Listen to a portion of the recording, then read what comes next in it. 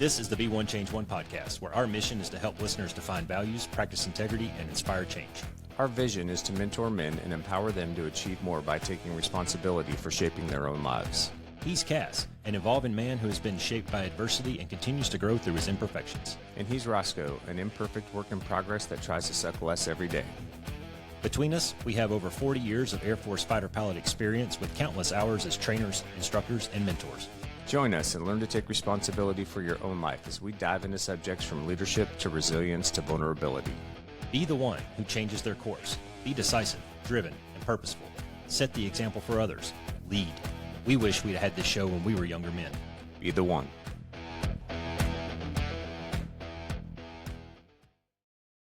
Yeah, so we'll get to the book we're going to discuss here in just a minute. But I got a chance to talk with some out of town friends this weekend about.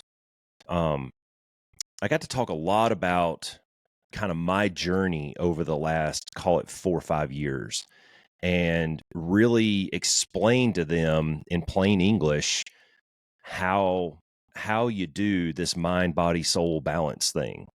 And you know, they're very accomplished in their adult lives. They've done it right. They've raised 3 good kids. They've got grandkids. They've both got good careers that they're getting ready to retire from. I mean, they won, right? They did good. Some of it was by accident, which I think we can all say that. Some of it was deliberate, through some sound decision making and, you know, learning lessons either from their own decisions or watching other people make decisions, good or bad.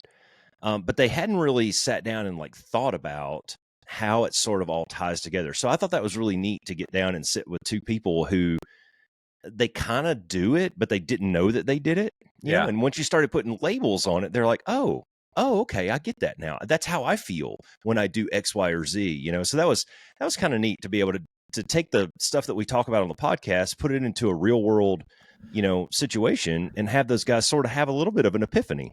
Yeah, well, I think that's important because, and I think that's one of the things that we've really tried to do on the podcast is when you can start to put language to things, it makes it more palatable, right? It makes things more real. Yeah. And that's important, right? And when we can actually start to understand and verbalize and put words and attach meaning to things, it becomes a lot more real, right? And then all of a sudden you're like, holy shit, I didn't even know. Yeah. I'm kicking ass, right? So, well, you know, and one of the things, and to me, it wasn't even about kicking ass. It was more about getting over a hump, you know, getting out of that doldrum, that stasis that I was in for a little while and pulling myself out of it through almost just force of will. And then once you get your feet underneath you and you go, okay, I can catch my breath a little bit, and then you push, right? And the lady of the couple, she had the same exact surgery, almost the same exact circumstances that I did. Oh, with your back? With the back, yeah. And so we were able to relate with that. And I said, well, that was sort of like a catalyst event for me because, you know, that was probably the bottom of my air quotes depression. Because I had to realize, one, that, you know, I'm not 25 anymore and I can't, my body just won't let me do the things that my brain says that I can do. Yeah. And I had to accept that limitation, which is depressing as fuck. That's right? hard. It is. And then 2, when I went in for the surgery, my doctor did not do a great job of expectation management. I thought that when I got the surgery, I was going to have instant relief and I was going to be good again. And it took about a year. Yeah. For the back pain to go away and for things to start really healing up and me get to where I could, you know, go out and exercise again. But you know what? He told me I would probably never jog again.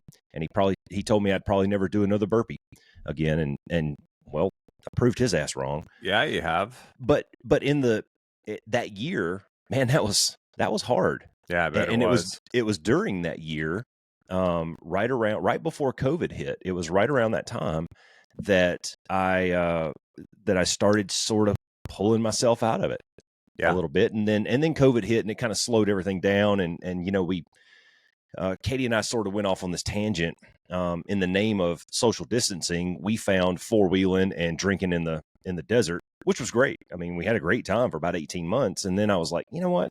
I think we're past this. What's next? Like, this is not sustainable. So what's next? And that was sort of like the bootstrap pull up. And when I told that story to them, they were just kind of nodding along like, yeah, dude, we were right there. We did the same freaking things. We just didn't know these labels that you put on this stuff. Yeah. So it's kind of cool. Well, but let's stay on that for a second, because like, Yeah. I'd be interested to know, and I think maybe even some of the listeners would be like, in that year that you were recovering from the surgery, like what were the self-doubts that you had to face? What was the stand piece of it, right? Like what was the stuff that was continuing to kind of beat you down or badger you that you had to overcome in that time frame to kind of get to where you could pull yourself up by the bootstraps? Dude, when I was, throughout, nearly my entire life, I was an active guy. I've always kept myself in decent physical shape, pretty much. We were in the pretty squadron, much you'd run all the time. You were out running all the time. Well, there was that. There was, flying is like rigorous, and you kind of had to stay in decent shape, and not a lot of fat ass fighter pilots walking around. I'm just saying, demographically, we're pretty in shape, physically fit type people. Yep.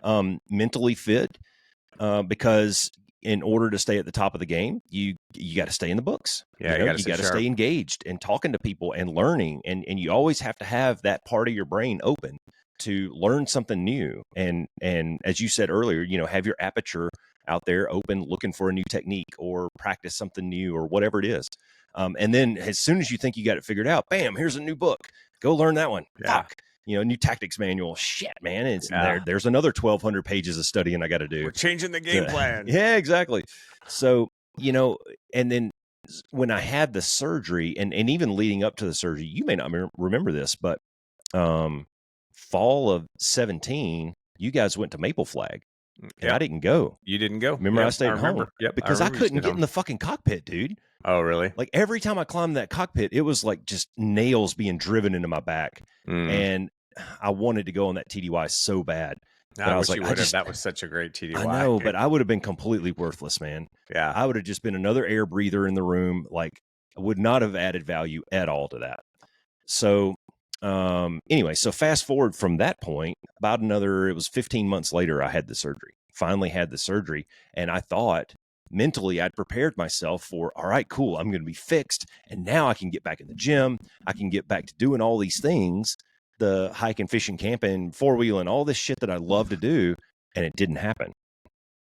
And dude, that was a big blow, man. Yeah. Like, I remember waking up from the surgery and I was pissed. I was still under the drugs a little bit, but Katie will tell you, she goes, oh, you were mad, like tears in my eyes, mad, because my back still hurts so freaking bad. I'm like, I thought he was going to fix me. And that took a long time. And, just when I thought that I'd be getting a little bit better, I'd tweak it. I'd hit that nerve again and I'd be down for a few more weeks.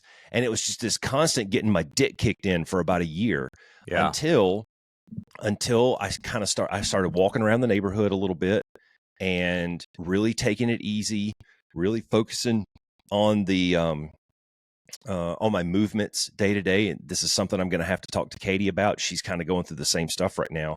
I had to change a lot of my habits, which is tough when you're 40 something years old, and you've been doing the same thing over and over for years, for decades even. Exactly. And dude, to this day, if I drop something, that's a decision. Like, how bad do I need that item? I'm serious, man. If it's a pen, fuck it. I got other pens. Yeah. Right. It's a decision. But that year was super depressing, man, because just when you think you're getting a little bit better, you get your legs chopped out again. Yeah. I was just constantly getting slammed back one after another. And eventually I got to a point where I could walk around the neighborhood, and I got to a point where I could jog 100 yards. I got to a point where I could jog 300 yards. And it was this slow freaking buildup, man. And it literally took years to get back to now. I feel really good. Yeah. Like, everything works, and I told Katie, I said, yeah, everything works right now, which is when I usually make really shitty decisions, like signing up for a 13-mile Spartan race. That's a terrible decision. I'm going to regret it, but fuck it. Right. That's awesome. So, but but that's been a 6-year journey. Yeah. Right. I had the surgery in the spring of 19, 6 fucking years to get back to like, where I used to be pre-surgery. That's a long rehab, man. It is, man. But I think that's really awesome, and it's powerful too, because it goes along with so many of the things that we talk about, which is, like, dude, change takes time. Yeah. And you're gonna fuck things up, you're gonna make bad decisions at times, you're gonna go, oh, I can go do this now, my back's set, and then you go run, and then you're laid up for 2 weeks, right? Like, I remember going through that when I had my left ACL replaced, Yeah. Oh yeah. and Jeez. having to learn how to walk again, because my body had God, I started to can't imagine. overcompensate so much after the surgery. And that was a year-long process too, before I was like Hmm. back in the gym at about the same level that I was prior to the surgery, How long did it take you or to at least trust that leg it to took. do Well, the things that it's supposed to do? yeah, and I tried to be, I had to shift my mindset too, because I've been an athlete my whole life. I've exercised my whole life. I've never had a lot of limits around what I could do. And I was big into CrossFit and all that stuff kind of in that time frame. And then I had the surgery, and like, I literally had to get on a treadmill and learn how to walk again. And That's like, it's humbling, isn't it? it is. It sounds Yeah. so stupid, right? But here I am, I don't know, I was 36 years old or whatever at the time. And I'm on a treadmill, and I'm having to, and then, after that, then anytime I'm walking, I'm having to think about, what am I doing? Am I Hmm. overcompensating? Is my stride right? Is my gait right? Like, all these things. And I think what's important about what you were talking about is, you have to shift your mindset a little bit, right? And at some point, that's what you had to do too, right? You kind of had to shift your mindset and go, do I need to pick that pin up? I probably Yeah. don't. So I'll just go find I another still pin, do right? it.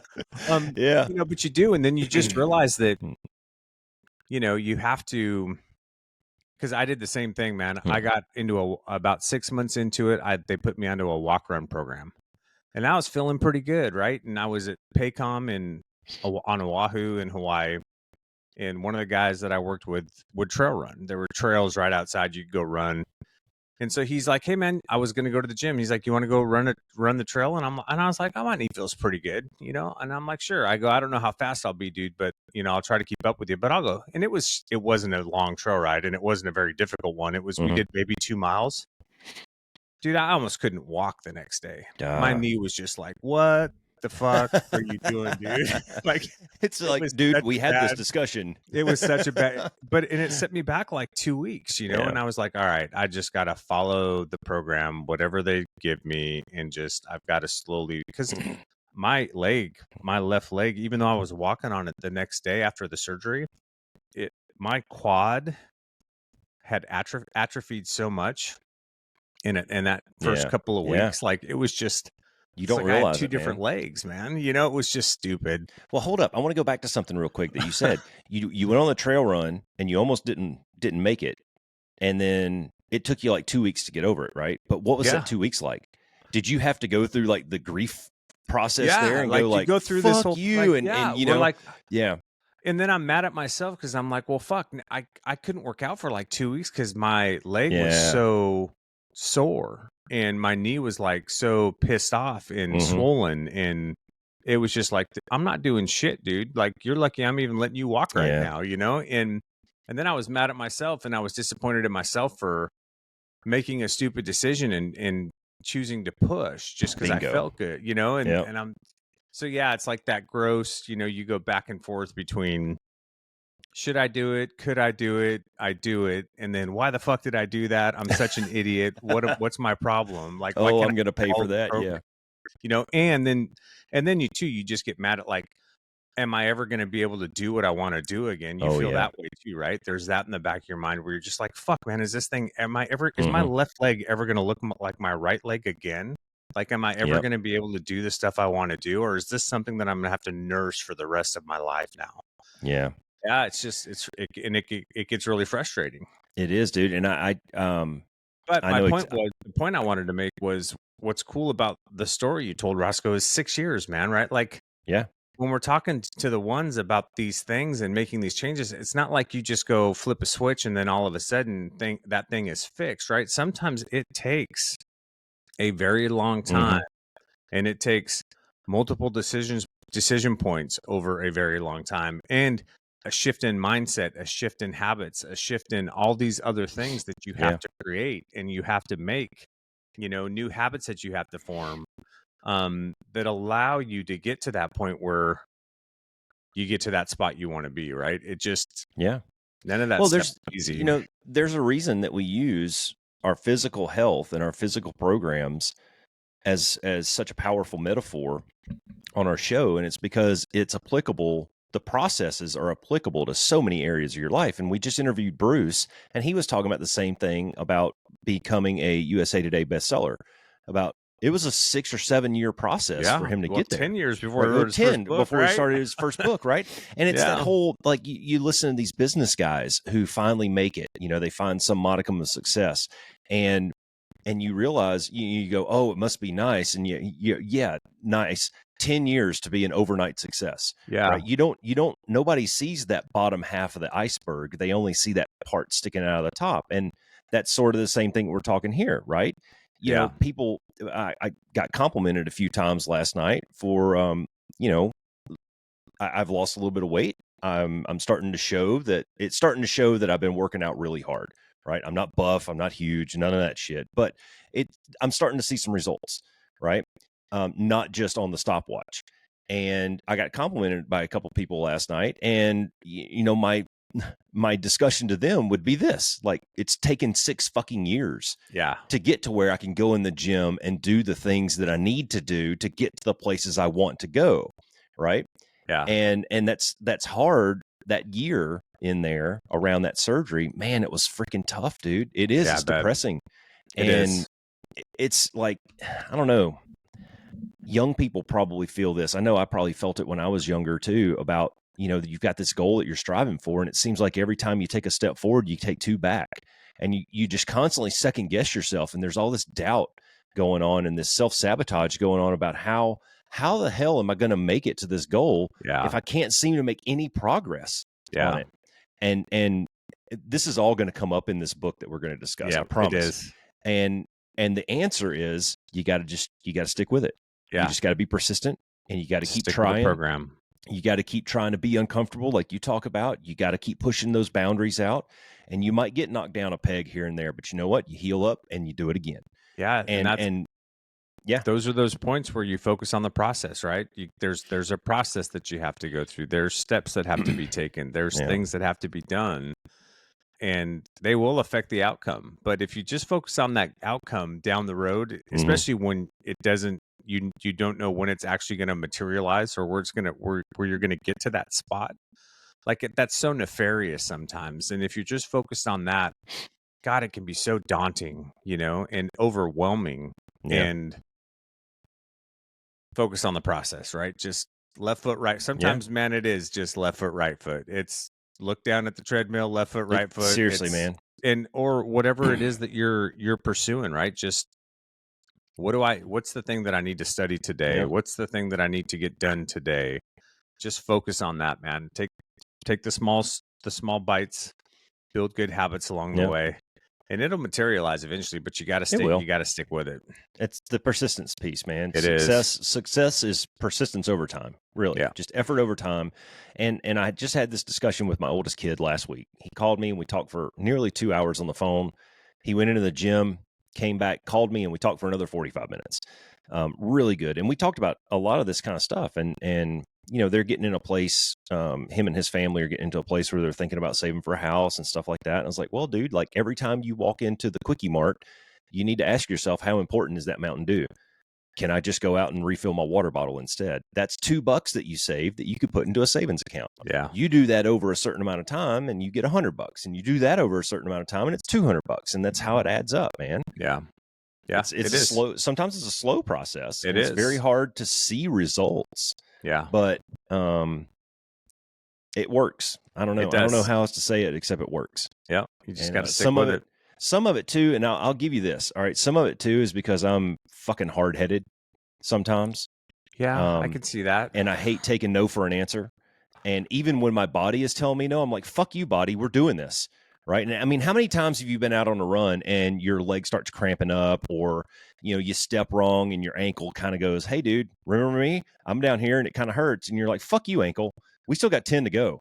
Yeah. And I have these discussions with myself all the time. So some of it is hard-headedness, Some guys might call that persistence. I don't Well, know. but that's that doing the uncomfortable piece of it too. If we want to continue this analogy, like a great example is last week, I'm getting ready for another half coming up, and I have a specific time I want to beat, and I've got a program that I'm trying to accomplish in my mind to get ready for it. But dude, so I prefer to work out in the morning. I'm a morning person. I have more energy. I'm fresher, and so when I get in on an overnight after being in the jet for 10 or 12 hours, and I'm getting to a gym around 3:00 in the afternoon when I've been up since 4:00 in the morning, and I get on the treadmill, like I just don't have the same energy that I normally have, right? No, I feel that. And it's fucking frustrating because I get on there and paces that I would normally hold with no problem my legs feel heavy, I just feel like shit. And I'm sitting there and I get pissed off at myself and I'm like, what the fuck? Just go, right? Yeah. But at the same time, I have to listen to my body and know that I'm not fueled properly. It's been a long day. I'm tired, fatigued, oh, by the way, all the miles that I've already put on my body for the week are adding up to on top of that. And so sometimes I just have to go, all right, fuck it, recovery run. And I'll still run my miles, but I'm not doing intervals. I'm not doing hills. I'm not doing push paces. I'm just going to hold a steady pace and get the miles in, right?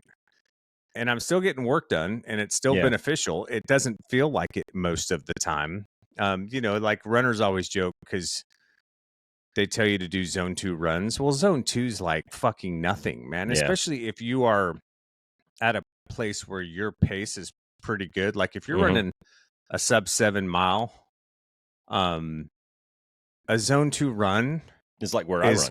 It's fucking, it's so painful. Like it actually hurts my hips because I have to shorten my stride length so much to stay in zone 2. I don't do it very often because I fucking hate them, even though I'm supposed to do them. But like it's just there's those things that are frustrating. But it's some of it is just still accruing the miles, getting your body loose without overtaxing it, right? So that your body can actually recover, so that you can do the harder things on the next running event. And well, it also like increases your VO2 capacity and shit like that. Yeah, there's a bunch of science behind it. Whatever, fuck them. But get nerdage. But my point is right? Like just sometimes, it's not going to feel good. It's not going to feel comfortable. But you still got to go out and put the miles in. You still got to go out and do the work, right? Because all of that is beneficial. All of that is helping you set yourself up for success for race day, for the presentation that you have to make, for whatever, you put your thing into the line at the end of it there.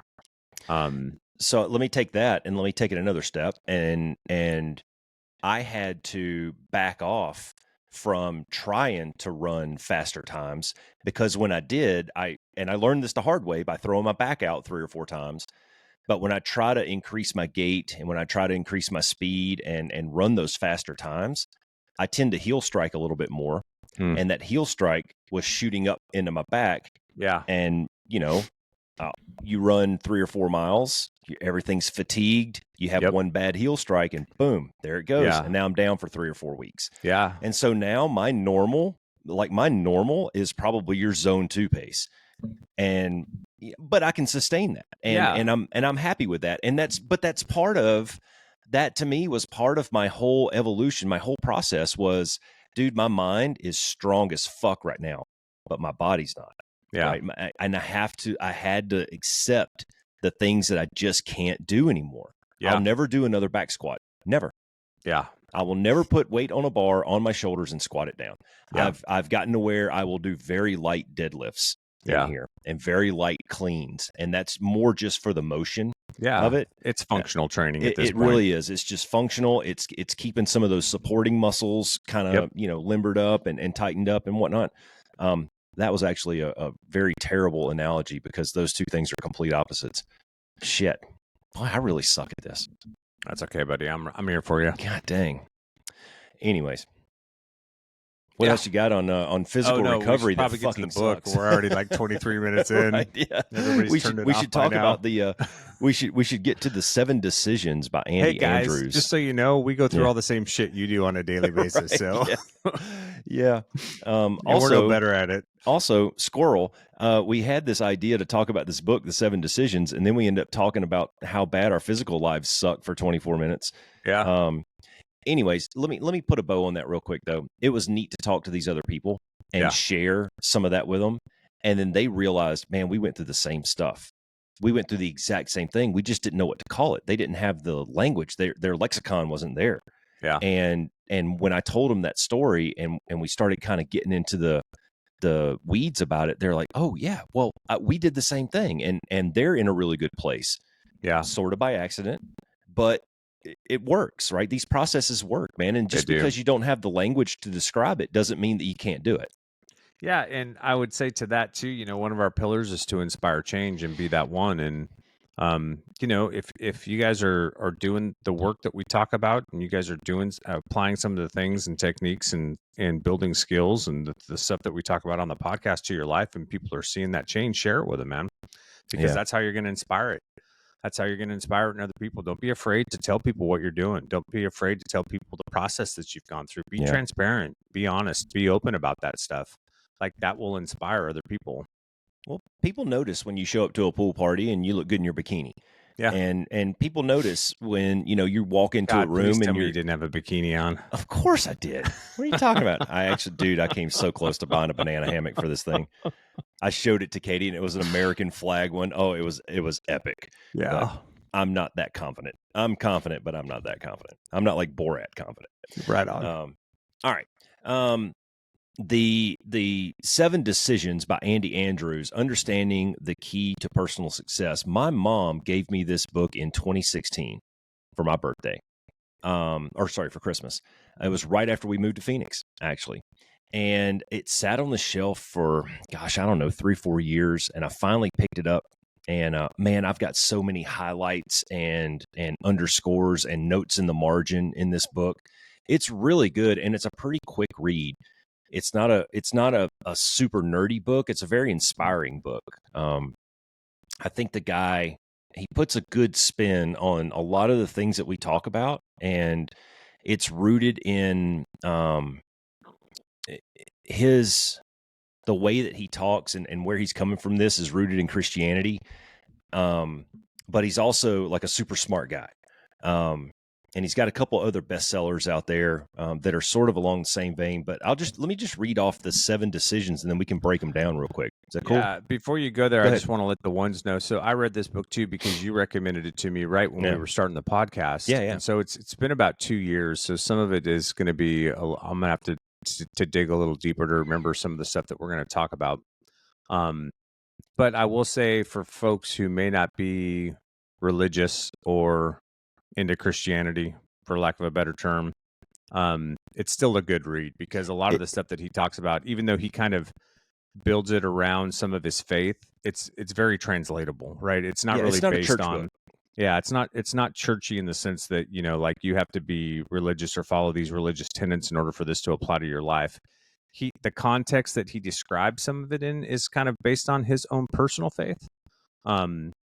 But it's still a very good book that I would recommend to listeners, who may not be necessarily religious people.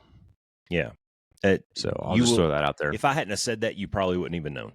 Yeah. I mean, there's a couple of places in here where he references, but you'd know. Don't let that discourage you from the overall message. Not even a little bit. So, because I'm not a super churchy person or super religious person, and I still enjoyed the book and got a lot from it. So. Yeah. Well, let's go here. So these are the 7 decisions: the responsible decision, the guided decision, the active decision, the certain decision, the joyful decision, the compassionate decision, and the persistent decision. And so I think just by the titles themselves, you can kind of see where this is going to go. So just starting with number 1, the responsible decision. The first line here, it says, the buck stops here. What is he trying to say? You have to be responsible for your actions. And that goes to, if we're just keeping it in the vein of decision making, you have to take responsibility for every decision that you've ever made. The reason that you are where you are, good, bad, neutral, doesn't matter. is because you made decisions, and the outcomes of those decisions have put you where you are. And if you don't like that, make different decisions. Like, Yeah. what do we say? You got two choices, right? You can stay where you are and get the same result, or you can change something. Yep. And maybe get a different outcome. Maybe it's not even the outcome that you want, but guess what? Now you've got another decision point, and you can choose again. Yeah. Yeah. And I think it fundamentally goes back to what we talk about here, which is just at some point, especially as a man, you have to take responsibility for your own life. You have to take responsibility for the choices you've made, the direction you're going. Um, we all have different backgrounds. We all have had different opportunities or lack of opportunities in life. All of those things are true, right? And there's certain things that are bigger obstacles for some of us to overcome than others. Um, I'm not placating any of that. Those are all truths. Mm-hmm. But at the end of the day, you still have choices that you can make, and you have to accept responsibility for the choices that you make in your life. If you're not willing to accept responsibility for those choices, then you're not going to see change. Yeah. And pretending like it's somebody else's responsibility or not being able to break free from, I've seen so many guys that I've coached who may, blame parents or a failed relationship or something like that for where they're at in life. And while those things may have definitely affected outcomes and decisions along the route, when you don't accept your own responsibility Mm-hmm. in what happened in those things, or just the responsibility maybe for the decisions that you've made coming out of those things, those people, those environments, those Yeah. things continue to hold power over you. They continue to drive the direction you go. They Yeah. continue to drive the decisions that you make. If you want to break free from that, you have to accept responsibility at some point. Well, You have that's to what go, we're okay, talking about. this is my Yeah. life. I'm the only one that can change it. I'm the only one that can make outcomes what I want them to be. It's all up to me. I'm the one that has to make the decision to put in the extra effort to build skills, to make changes in my life that are going to be net positive, to add value, whatever the case may be, right? You're the only one that can control that. Nobody else is going to do that work for you. Yeah. And you have to make those decisions, and you're ultimately responsible for them. Hmm. So, yeah, like you like to say, dude, don't play the victim. No. Um, not to negate the impact that maybe things have had in your life. We've all gone through some hard shit, that have had negative impacts on our lives. But it goes back to those resiliency skills we Mm-hmm. talked about in the last podcast, right? Like, dude, resiliency is about not coming out the other side, but taking the lessons learned, finding your own accountability and responsibility in the process, and then applying those changes to your life so that you're better on the other side. Yeah, one of the lines that I underlined here, it says, "Stop blaming other people and outside circumstances to find the true power of choice." Yeah. And I was just thinking of an example while you were talking. I was thinking about, like, we talk about control what you can control, and you have to make a decision, and you have to move the ball, and and all these fucking words that we use. But let's take a situation like this. Let's say your mom got cancer, right? That's a catalyst event in your life, and it's going to have ripple effects. It's going to have second and third order effects that maybe you can predict and maybe you can't, right? But what do you do? I mean, and this is not to, I don't want to totally just, stiff arm the grieving process that's going to go along with that, because that's absolutely part of it, right? But once you work through some of that stuff, well, you have some decisions to make, and maybe you have to entertain the idea of moving your mom in with you, or maybe you have to go help her find doctors, or God forbid your loved one passes away, and now you've got to deal with their estate. And my point is, there's a lot of, once you have that catalyst event, there's a lot of decision points that are about to happen that are not necessarily things that you had any control over, right? Yeah. You didn't have any control over your loved one getting cancer, but now you're forced into these points where you have to choose something. And that's where I go into, hey man, this is where it's time to be methodical and really do the homework, and really give it the due diligence that you need. And you can't, if you sit there and you waller in pity about, "Whoa, woe is me, my mom got cancer," that sort of goes into this first thing. Like, you're being a victim here. This is, you didn't have any control over this in your life. Yeah. So don't be victimized by it. Be a victor and take control of the situation. Yeah. Yeah. I agree with that. But like some of the choices that you can make in that process too are to have some self-compassion for yourself, right? Like to allow yourself that opportunity to grieve. So this isn't something that is an issue, an unresolved issue that you carry then along with you for the next several years that then affects, your relationships and the outcomes of relationships potentially, or the decision-making process that you're in. Some of it, I think some of that too is the choice to get help if you need help, to work through that process. It can be all those things. So while I totally agree with you that it's like, yes, dude, you got to take the bull by the horns and make some good decisions so that you can come out of this better on the other side. Sometimes those decisions also include self-compassion and getting help and working through that process and resolving that grief so that you can get to a good place to move out and make really good decisions from there. Yeah, you're not And wrong. build And some that's skills along the way. You're not wrong. And that's why I didn't want to completely stiff arm that grieving process, because in that example, that's going to be a huge part of it. It could Right. be. But while you're grieving, you still have to act. You still have to decide. You still have to move. So there's still decisions that are going to have to be made. Exactly. And that's, those are difficult, man. That's fucking real life. That's adulting. No, it is. And adulting is hard. It is. The next one is the guided decision. And this one it wasn't what it sounded like. And once I read through it, I was like, oh, I get it now. The guided decision, the very first line says, I will seek wisdom. God moves mountains to create opportunities of his choosing, but it's up to me to be ready to move when those opportunities arise. And I think that's super powerful, man, because again, this is not uncharted territory we haven't talked about. You're going to have these forks in the road in your life, right? But if you haven't done the work up to that point, then you're not going to be in a position to be able to take advantage of those doors that might open for you, or that new path that's illuminated for you. And I know I've got 100 examples of this about on both sides of it, like, oh man, I had this really good opportunity, but I wasn't prepared for it. I wasn't ready for it. I wasn't there, and on the other hand, I had doors that opened for me and I was like, dude, I got this, man. I got a backpack full of experience here. Let's go. Right. Just getting to fly fighters was one of those doors that opened for me. And if I hadn't have been prepared at that exact time, I would have missed that boat. I would have completely missed it. And I'd have lived the rest of my Air Force career in a silo in Montana somewhere. Yeah. But because I'd done the work, I got there and that door opened and I walked right through it.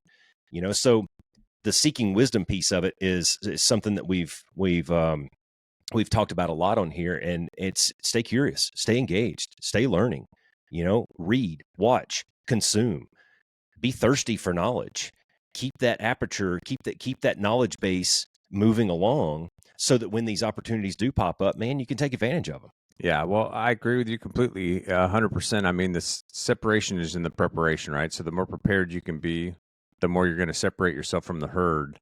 And that goes back to, is there certain education certificates you need to get? Is there, a certain training program you need to go through? Is it mentorship, right? I think mentorship is another great guiding post where maybe there's something you're really interested in. Seek mentorship in that. But the bottom line is, like you said, it's all about getting some wisdom, right? Getting some understanding of what's required, what's necessary, what are the steps that I have to take. Dude, you want to go back to real life, I'm fat, dumb, and happy in ROTC at Embry-Riddle in my first year, kicking ass, and come home and my mom can't work anymore. And my dad's not helping pay bills, and they're going through a divorce. There's real life. And what the fuck am I supposed to do with that, right? And so it goes back to values. And for me, the appropriate thing to do at that point in time was to stay home and help take care of my mom. But dude, that set me back hugely to the point where I didn't think I was ever going to get an opportunity to get back to the Air Force, because I'm working full time. I'm going to school part time. It's going to take me forever to fix my degree. But I kept my aperture open, and I was like, hey, I like politics. I'll try politics. So I just started working on some campaigns and getting involved. And through that process, made relationships and started to learn some stuff. And, next thing you know, I'm working at the House of Representatives and I'm in politics. And that led to me being able to start my own business doing consulting and going back to school full time so I could get my degree before I got too old to go back to the recruiter and go, hey, I want to be a pilot. And this goes back to what you were saying before too. Sometimes it's better to be lucky than good. Yeah. Because if I'd gone to the recruiter at a point in time where they weren't looking for pilots, I wouldn't be sitting here with you That's right right. now Yeah. because I wasn't qualified. I mean, other than having a degree and doing well on the Air Force officers qualifications test so that they thought I could be a pilot, Mm-hmm. there was no other. The only reason I got a pilot slot was because the Air Force was hurting for pilots when I showed up that day, and so sometimes luck plays a big role in it. But still, you got to do those things like you were saying to prepare and to be ready so that when that opportunity does present itself, you can make that pivot. Yeah, but luck and opportunity though it's preparation and timing. It Is all is. it is. And Yeah. my story's not that much different. I'm sitting here, I applied, I got told no, went back to school, applied again a year later, and they not only did they say yes, but they go, "Hey, do you want to fly?" Yeah, duh, right? Yeah. And everybody knows that whole story, but just again, just dumb luck. But Yeah. I was prepared for it, and it was a nut crushing blow to get told no the first time, and seeded a lot of doubt and kind of this, well, now what sort of thing. But getting back to what's this whole book about, it's decision making, right? Well, I had a decision to make, and you Yeah. had a decision to make. Yep. And what do? You curl up in the fetal position in the corner of the room and cry, or do you go back to school and just keep pressing forward? Like, Yeah. you know what? If that plan's not going to work, then it's time to devise another plan and keep Yep. moving. Yep. And I That's did, right. and I tried again, persistence, and it worked out. Yeah. Just like Keep you, moving forward. no different. But you have to make those decisions, and Yeah. sometimes Well, when you make decisions, those are pivot points in your life that create opportunities. and you have to ask yourself some questions in there too, right? Like you were told no. You could have been like, "Oh, okay, well the answer is no."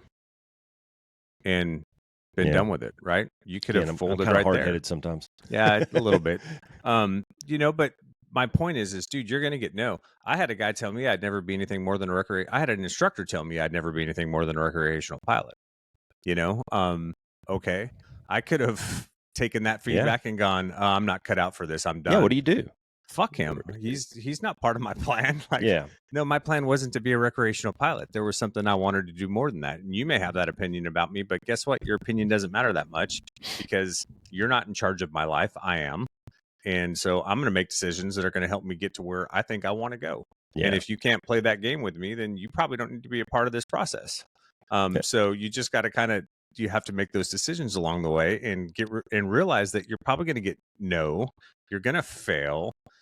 There's going to be times where that self-doubt creeps in where it's like, dude, you're not cut out for this. You're not good enough to do this. And you have a decision to make. And what's your decision going to be? It's going to be stay true to the process, keep moving forward, left foot, right foot, pivot where you need to, and press. Keep going, the end of the day, man, opinions are like assholes. Yeah. Everybody's got one, they all stink. Yep. But what you just said there, that leads nicely into decision number 3, and it's the active decision. Many people move out of the way for a person on the run. Others are caught up in his wake. I will be that person on the run. These are very affirmative action statements. This book is built around action statements. It's got some good affirmations for you to say, and that's one of them. And man, that's really powerful, dude. It's like, I'm going this direction. You guys can come along with me. If you're not, get the fuck out of my way, right? Yep. And if you've ever been caught behind a jet or behind a boat after it passes by, that wake, that air turbulence behind, it's not pretty. It's rough. It's violent. It's turbulent, right? And I want to be that guy that creates that wake as I'm moving by. I'm a person of action. And these people that I was hanging out with this weekend, she actually, at the airport, she gave me a hug and she goes, you have so much energy and you do so much that it's inspiring. And I'm like, well, I mean, that's just because I'm a person of action. Like, I see something, I move out on it. When we decided to start this podcast, dude, it took us like 2 months. Boom, we're doing a podcast. Yeah. It's you make a decision, you move. You make a decision, you move. I'm not going to just sit around. You can be an active person or you can sit in stasis. Yeah. And that's really it, man. Well, and that's where, you've got to fight that self-doubt, that fear, that shame, whatever it may be for you, right? Because those are the things that'll hold you in place. And you've got to shed some of that. You've got to put some of that stuff aside and you have to become active. It's like the analogy we talk about all the time, right? Dude, you have to get in the fucking arena. You don't get bloody and sweaty and dirty and you don't move the ball forward sitting in the stands wondering if you should be in the arena or not. Get in the fucking arena, right? And oh, by the way, if people aren't in the arena with you, fuck them. They don't like their opinions don't matter. Their voice doesn't matter. If they're in the peanut gallery throwing, tomatoes or what and slurs at you, then fuck them. Until they're in the arena with you, they don't matter. And just to go back to your wake example too, like when you hit wake, what's the first thing it does? It draws attention, right? Like whether it's a boat or in an airplane, like everybody freaks out on airplanes, right? Yeah. Oh my God, we're all gonna die. But that's it, right? Like it makes people pay attention. And when you're active and you're responsible and you're guided in that decision-making process, dude, it's going to draw attention. And some of that attention is going to be good because the people above you, the people maybe that are watching you that you don't even know are watching you, are going to see what you're doing. Yeah. And that's going to make an impact. And it may draw negative attention because the people that wish they could do that but don't are going to start to boo-hoo and get butt hurt and blame, get divisive, and point the finger and judge, and do all that bullshit and fuck them, right? Well, here's a fun question, and this is a fun little exercise that our listeners can do. I asked this question to a lot of people, people I work with, people I hang out with, whatever, and it's really simple, man. There's 24 hours in a day. You work 8, you sleep 8. What do you do with the other 8? And you'd be surprised at some of the answers. I mean, and I've gotten everything from sit and watch TV, Netflix to and chill. I'm fucking running marathons, and doing Ironmans. I mean, it really covers the spectrum, man. But that's a good way to do to start some self-inspection. Is to just break it down very simply like that. Like, okay, I sleep 8 and I work 8. Let's just take those off the board. There's 8 hours left in the day. What am I doing with that? Break it down. I spend 5 minutes brushing my teeth and wetting my hair in the morning. I spend another 3 minutes getting dressed. I take a shower real quick. That's maybe 5 or 10 minutes, however long you shower. And you can really break down your day and you'll find, man, you've got a lot of time that you can do stuff, right? Now that stuff, that big blank area where there's nothing on your calendar, on your daily calendar, that's where you can fit some of this stuff in. That's right. And go seek that wisdom and make those phone calls and read that book and practice that guitar or do whatever it is that you're aspiring to do, man. And that's the action piece of it, right? 100%. So that was one of the big things that I learned from doing a program like 75 Hard was finding those little 10-minute chunks in my day where I wasn't doing anything. And man, you can read 4 or 5 pages in a book in 10 minutes. And it's really not hard to fill in those blanks. So I encourage the listeners to go break that down. Get out a piece of paper and just go 8 hours in a day. How do I fill it? Yeah, absolutely. Yeah. Now that's not to say that, I'm not burning at both ends all the time. Sure. This morning I sat in a chair for like 2 hours reading a book and drinking coffee. Yeah. Just super chill. Had my feet up, man. Fan was on. Just relaxing, man. Yes, love it. And that's part of my meditation time. That's part of just my me time in the morning, man. Nice and quiet, very chill, not moving a freaking muscle. Yep. So, the next one, number 4, is the certain decision. I have a decided heart. Criticism, condemnation, and complaint are the wasted breath of lesser beings and have no power over me. And this, I wrote in the margin in here, haters gonna hate, man in the arena. Yep. Because what are all those people doing, man? They're just judging you for the shit that you're doing. And if you're a decisive, active person, you're going to get that.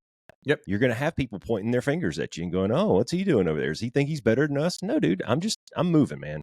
Constantly moving. I'm like the ocean. I'm just constantly moving. And you can come with, or you can sit there, but don't judge me. Yeah. Yeah. I mean, you're going to get judgment for sure. And a lot of times it's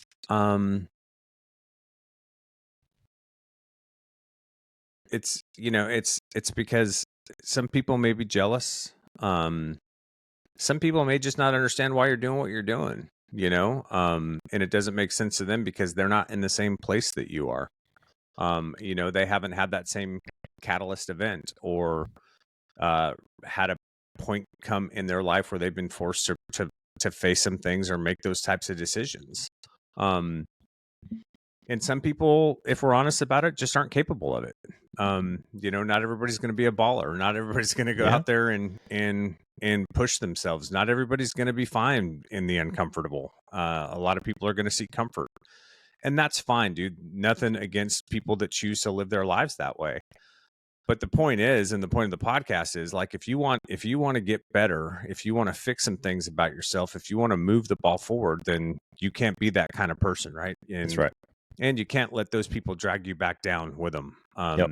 And we've talked about this a ton of times too. When you start to make these changes in your life, you and I have both seen this, your friend circle is going to change.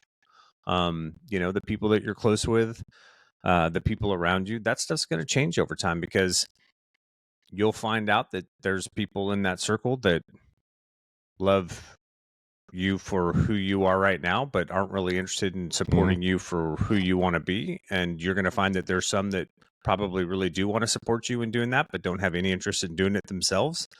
And if you're lucky, you may have one or two that decide to do it with you.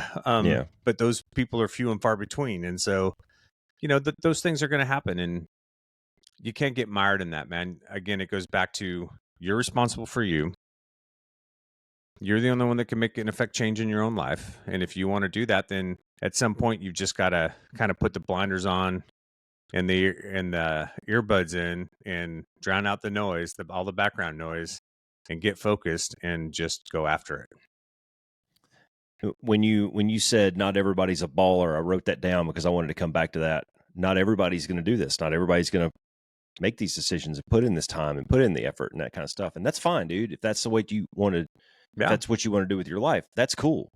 But also, but you can't bitch about it. You can't blame. You can't be the victim if that's your choice, right? And that's sort of what this book is getting at in at least part of the sections is everything you do is a choice, and you have to live with it one way or another. Yep. Right. And every time you make a choice, there's going to be, it's cause and effect. Every time you make a choice, there's going to be an outcome to it. And some of those are good. Some of those are not so good. Sometimes you have all the information, you're in exactly the right circumstances, and you make a bad decision.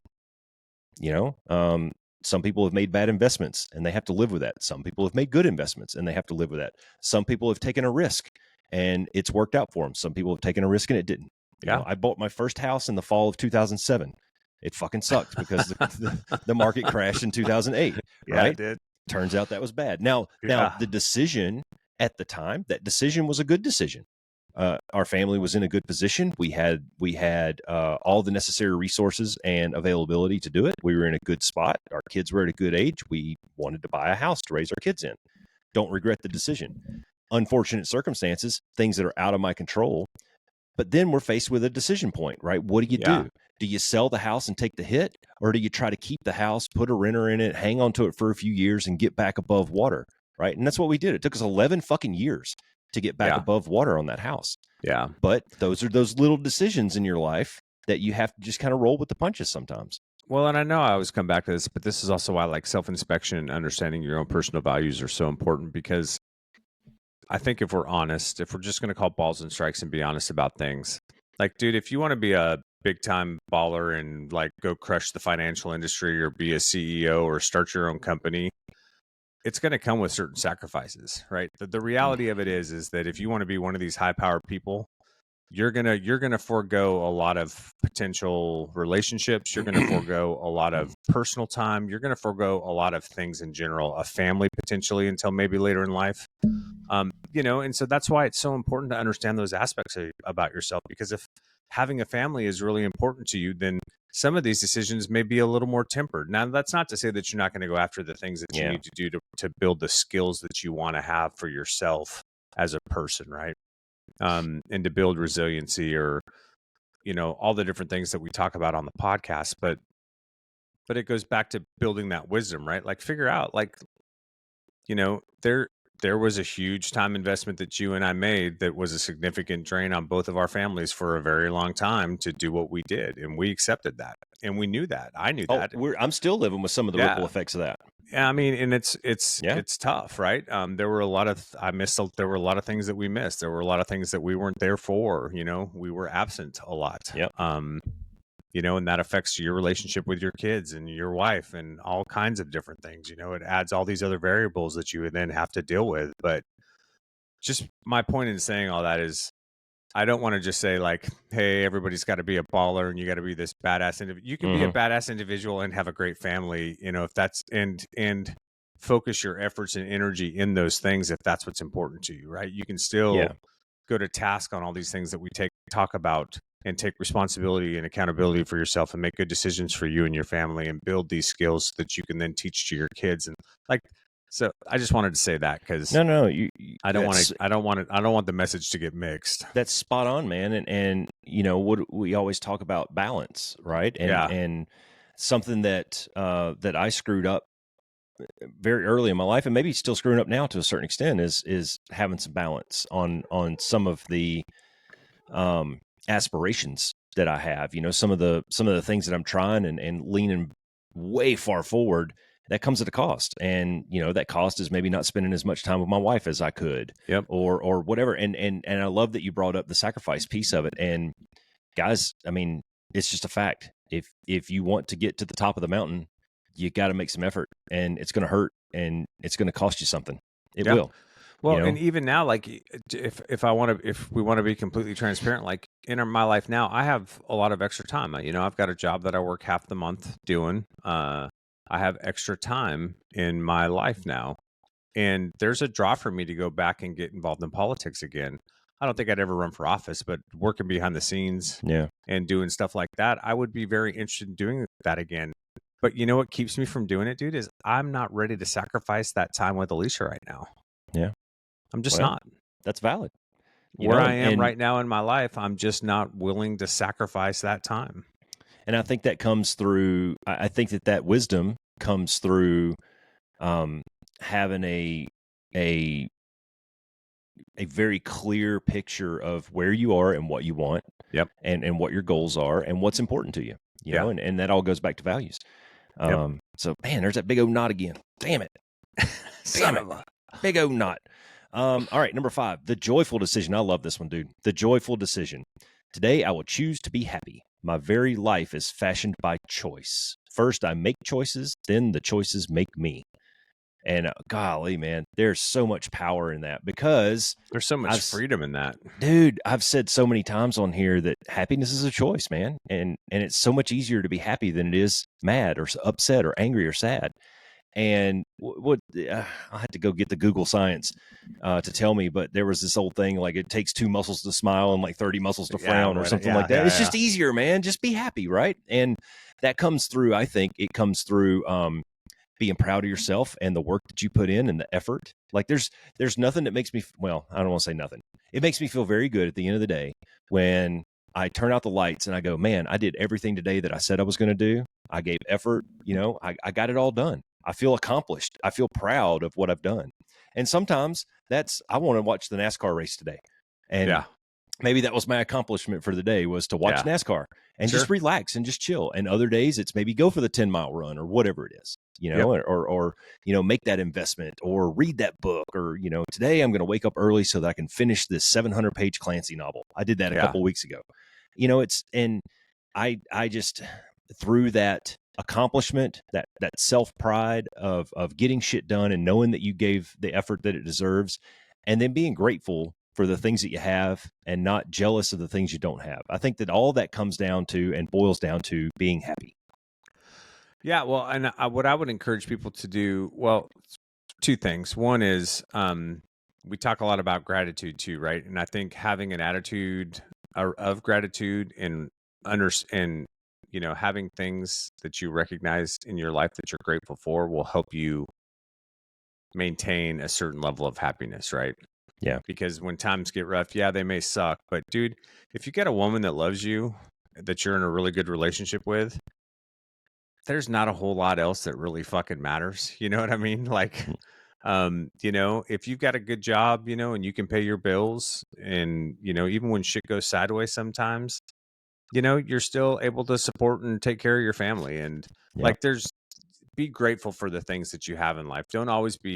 Don't play that comparison game. And that's the other thing I would say is like, take stock, man. If you've got things that aren't adding value to your life, like your social media feeds or the amount of time that you're spending on your phone, doom scrolling or, watching Fox News or CNN all the time and listening to how shitty everything is all the time because all they talk about is bad shit constantly.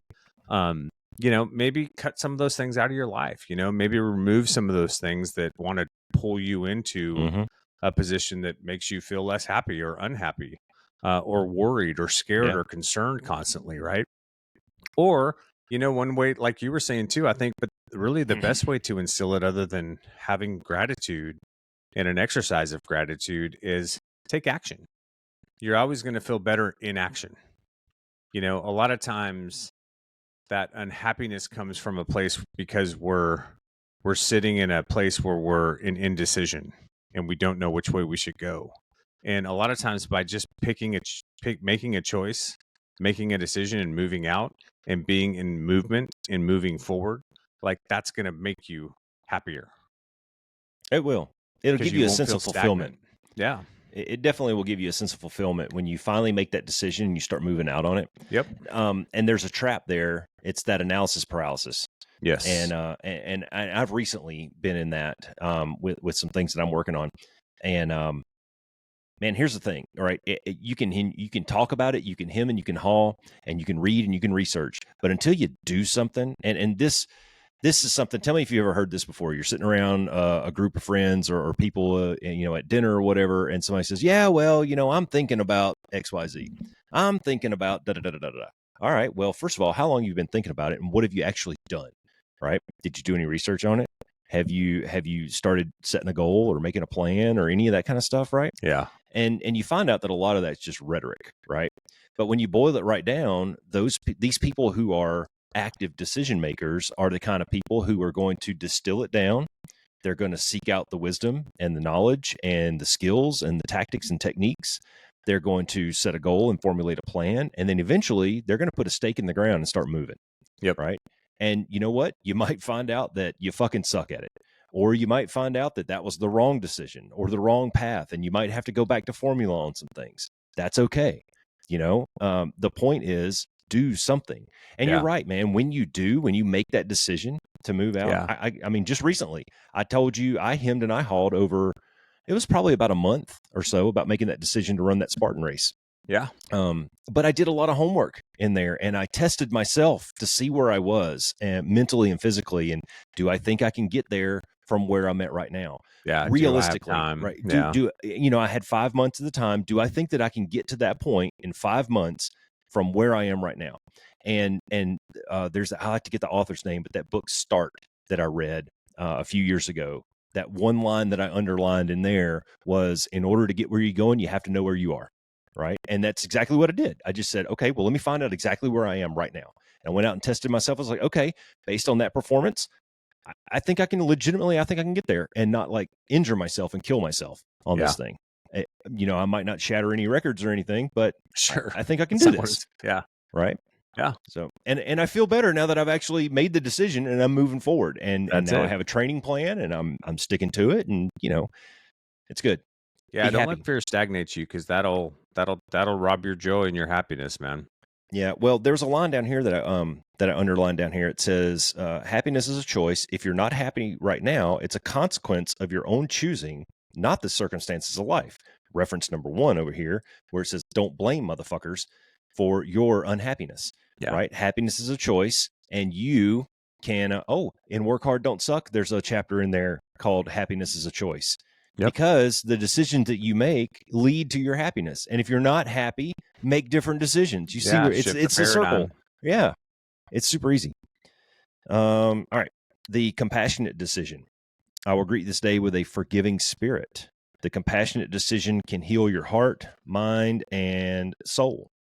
And this is really, this is nothing more than what we've talked about the emotional intelligence and both with yourself and being empathetic to others, right? And trying not to be judgy and trying to accept others for who they are, accept yourself for who you are in some cases.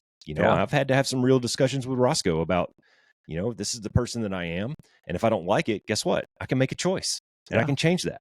Yeah, that's right. So I think compassion goes both ways, right? One is self-compassion. And being compassionate with yourself. Like if you're just starting this process, dude, have a little self-compassion for yourself. The stuff that we talk about on this podcast, And the things that we suggest people do, they're not easy. Like, it's hard work, right? It's tough to be self-reflective. And have those conversations with yourself where you're like, I'm a little bit of a douchebag. I might need to change a few things, right?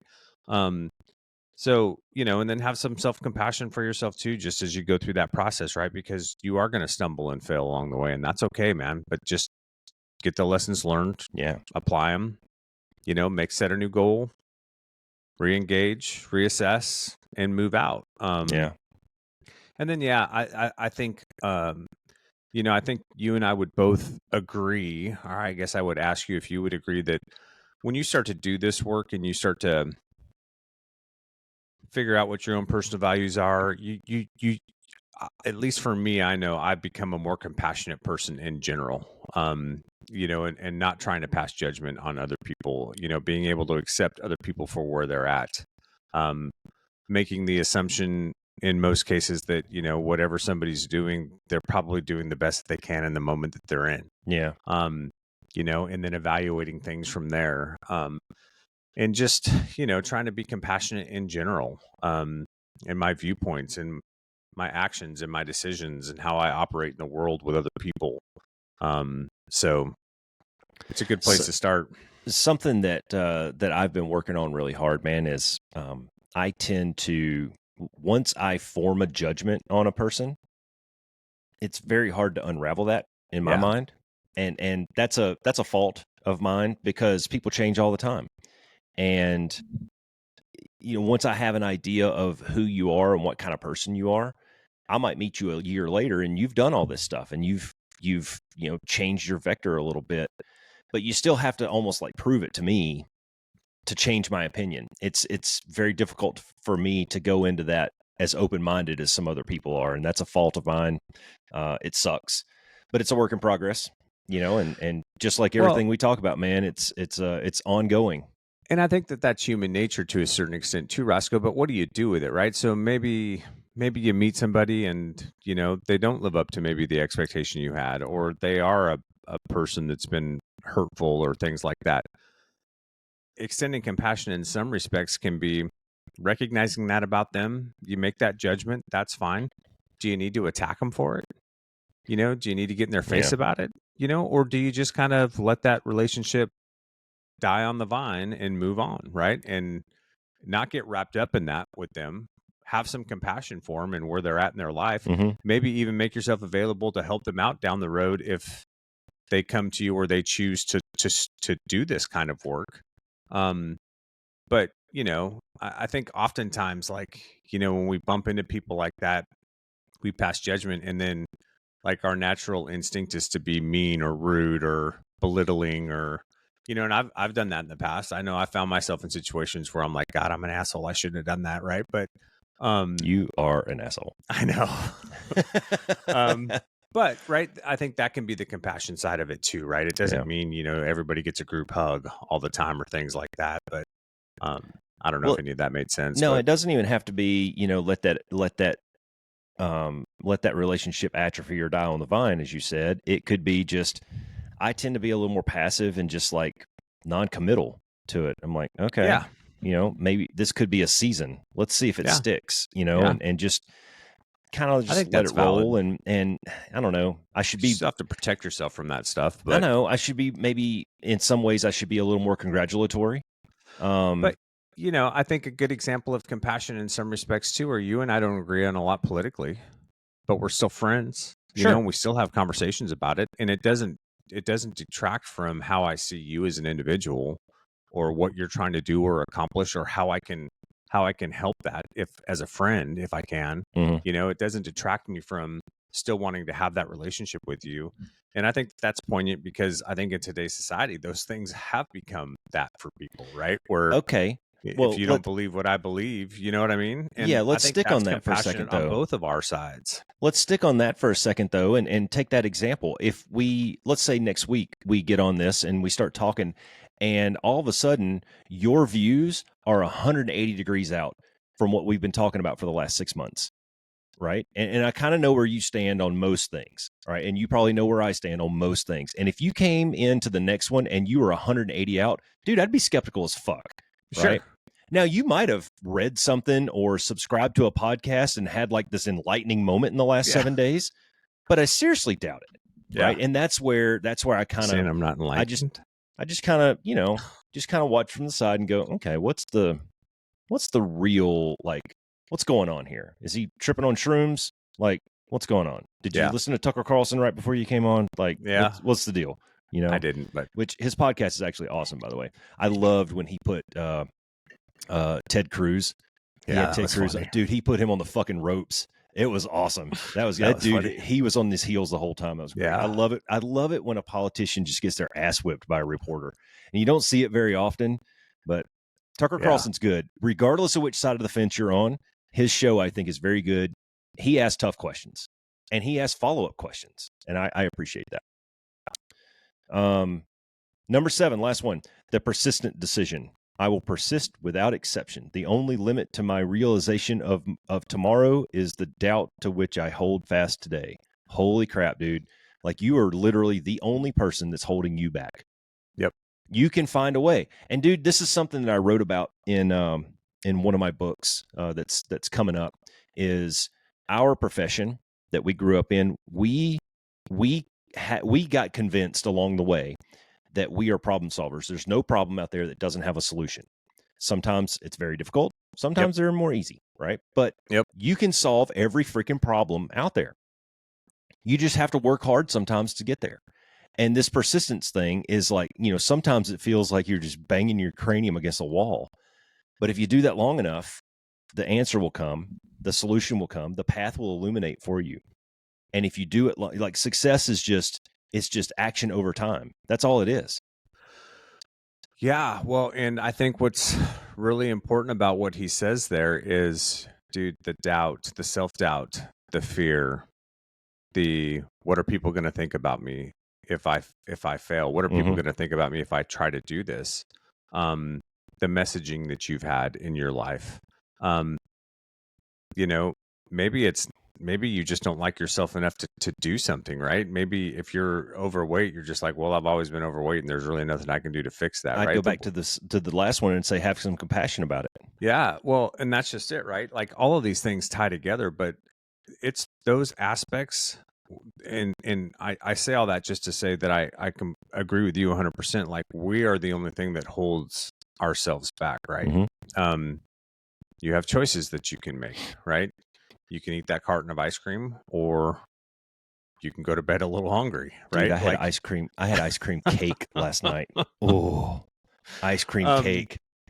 You can, even though it's really scary, you can decide to move in a direction that maybe you're not sure is going to result in success or not, but move out and try it out and see, right? Like, you have to do some of these exploratory things to find out what you're really good at, to find out where your skills really lie. And once you figure out where your skills are and what you're actually good at, now you can go to task on, okay, well, what bends in that? Like, what does that fit well with? And then you can go hard, so to speak, after that.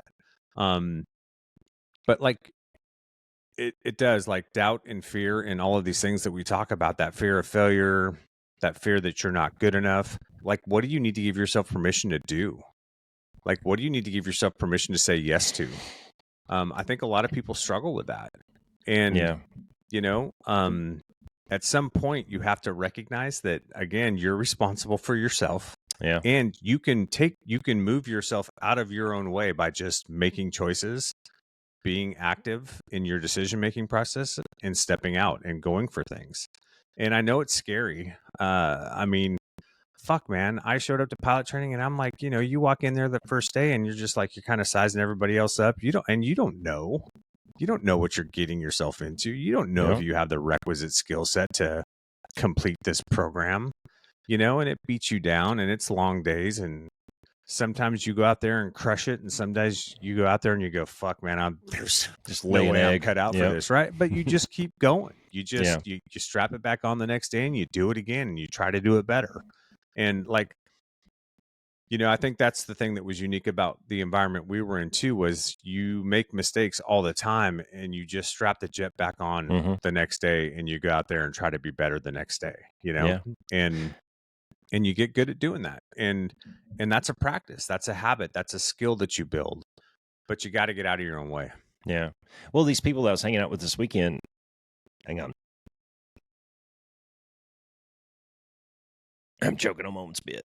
I was telling them sort of kind of what I've been working on this summer.